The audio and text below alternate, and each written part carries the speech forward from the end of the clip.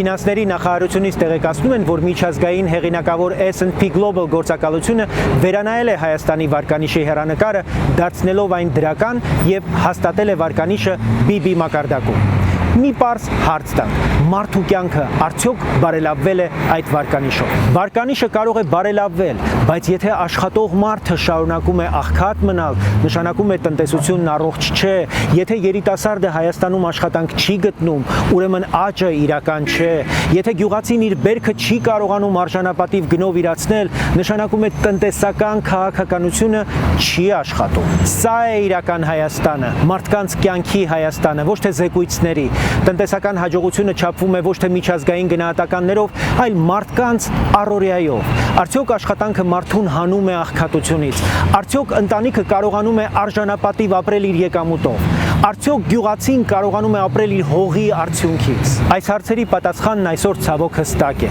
Մենք հավատում ենք այլ տնտեսական քաղաքականության, որտեղ աճը սկսվում է աշխատատեղից, շարունակվում է արդար վարձատրությամբ եւ ավարտվում է արժանապատիվ կյանքի իրական հնարավորությամբ։ Հայաստանը պետք է գնահատվի ոչ թե վարկանիշային աղյուսակներում, այլ իր քաղաքացիների կյանքի որակով։ Եթե ուզում եք տնտեսություն, որը ծառայում է մարդուն, ոչ թե թվերին, միացեք մեզ։